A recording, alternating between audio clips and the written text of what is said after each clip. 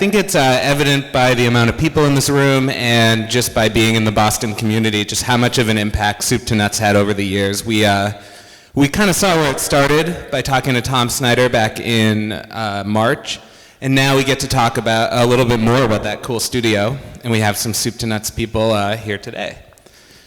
So first of all, this woman was an animation and storyboard supervisor at Soup2Nuts and is now a freelance animator. Please welcome Hanna Bliss. All right. This guy was a director at Soup2Nuts and I'm told is currently a Patriots fan, which congratulations. Me too. Steve Young. This guy was a supervising producer at Soup2Nuts. He also sat on the Soup2Nuts development committee. He's currently doing all kinds of stuff. He was the creator of a DreamWorks TV show, Extreme Craft Stick Mayhem, which is cool. I saw it. And the co-founder of Duple with his wife Amanda. They do audiobooks and animation and all kinds of other stuff. Please welcome Dave Trexler. All right, and finally, this guy was an animator and storyboard artist at Soup2Nuts. He'll be moderating our panel tonight.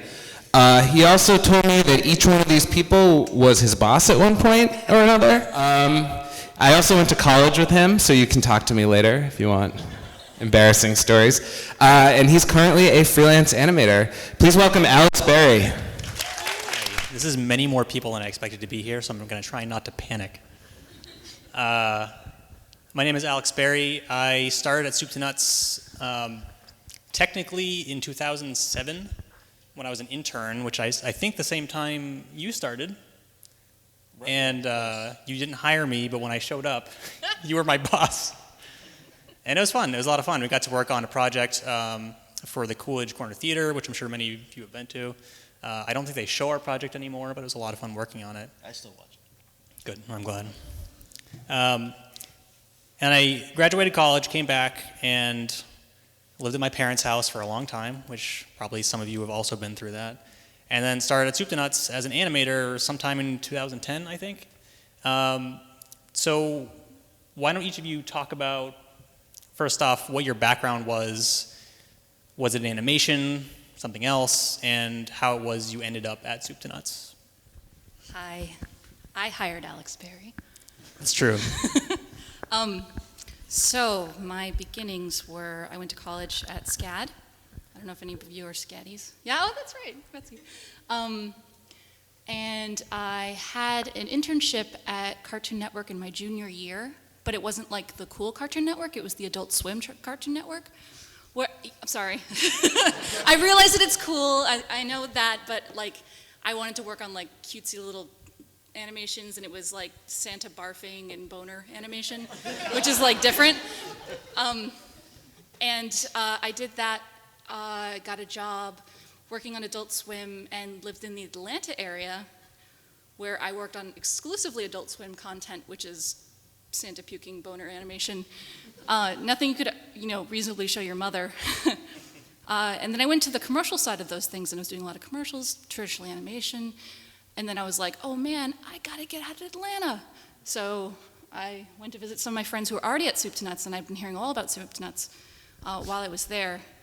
And then on a very blizzardy day, when I was surprised Soup2Nuts was even open, my mom drove me.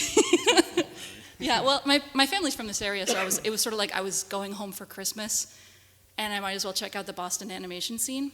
And then I have an interview with you, and it was like the most perilous drive.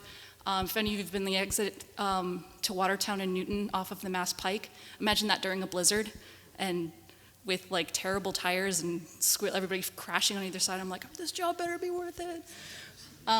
Was it worth it? We are being recorded. Yeah, I know. And then, that's not very good for a background because then I was at Soup2Nuts, and I was at Soup2Nuts for like 7 years? 6? It's a big blur to me. Oh, me too, Jesus. You started between the time I was an intern and the time I started as an employee. I think it was 2008. 2008 probably? Yeah, or early, I don't know, but God, I did a lot of stuff. And now we're here. What was your most recent job title at Soup? Bearing in mind that I know all these answers, but the audience does not. Storyboard no. My most recent would have been just like storyboarder on Psygirl? No. What did we work on? Astroblast. No, there was something we worked on right after Astroblast. Yeah, okay, so I was storyboarder on Psygirls, but my most, the best title I ever had was storyboard supervisor on Astroblast, which was this super cute show that nobody's ever heard of, but it's really, really cute, and you should check it out. It's on Sprout. And a lot of love went into that, and it's adorable and everything. And then Soup2Nuts closed, and I dug a well and sat in it for 12 months. We're getting to that later. Oh. What am I talking about? How you hashed them. Well, what was your job title at Soup, and how did you happen to end up there? What was your educational background, first job, whatever? School of Hard Knocks. I went to Mass Art for illustration. I was finishing up an illustration project, and someone told me Soup2Nuts was hiring. So I went, and I knew a couple people there. And I was going to say who I knew there. But You can. You're allowed. Anyway, I brought my portfolio, and it's all pen and ink and watercolor. And they're like, "Do you know Flash?" I was like, "Of course I know Flash."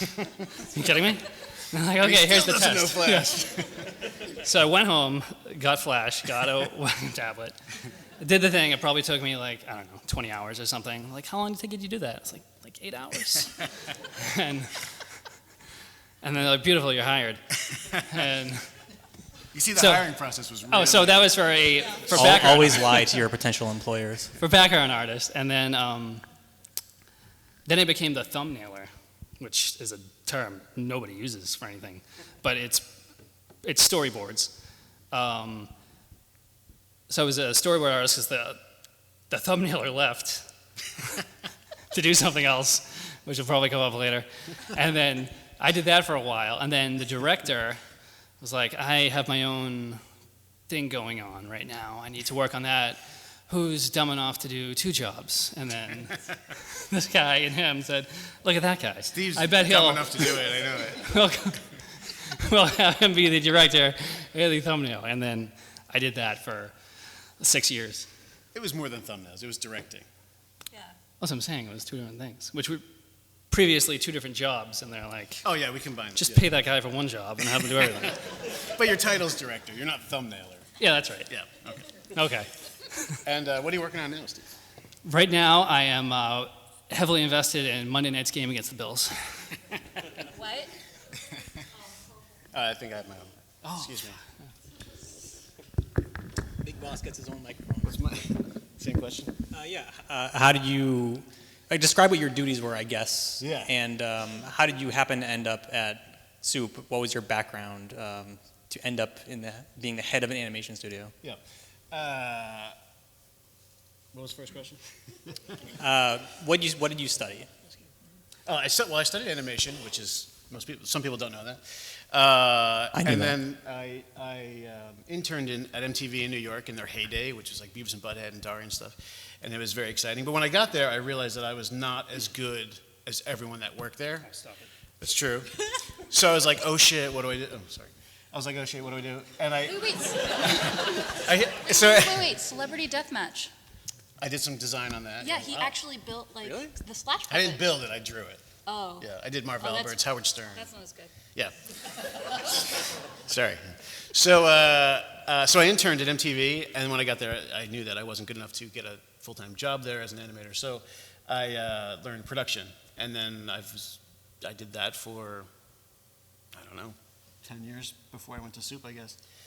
All over New York. I was at Scholastic. Scholastic bought a small company in Boston that I didn't know. I never heard of Soup2Nuts. I knew some of their shows like Dr. Katz and stuff, but I didn't really know who they were, where they were, whatever.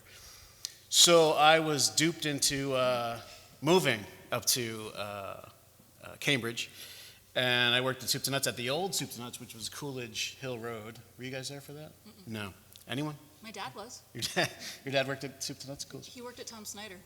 Did he really? Yeah, it's weird. Wow, that is right. I didn't know that. Yeah, so back then it was half software, half animation. It was kind of a split studio. We were downstairs in the basement, which was sad. But so then we had a couple shows. I had a 1-year deal. It turned into a 10-year deal, and just until last May I've been there. What happened then? That's why we're Why did you here. run Soup into the ground? Embezzling. No, and what was the second one? What did I do there? Oh, so my last title was supervising producer. I got to oversee the heads of each department and kind of make sure they were staying on schedule, on budget, and on track. And did we stay on schedule and on budget? You did, and to be honest, like it's unheard of. Like Sprout. See, what we do, I think, is normal, and everyone should do it the same way.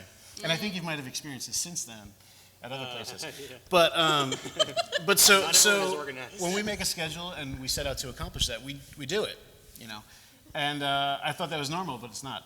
So like Sprout, PBS, everyone's like, how'd you do that? And it was like, I don't have an answer. Like I don't know why, but we did. We did bust our asses to get shows No, out. of course, yeah. No, you worked hard, but it worked, and yeah. Tell me how good I am, Dave. I haven't seen you in so long. It's hard to say. You were pretty good. You had a moment. I'm still amazing.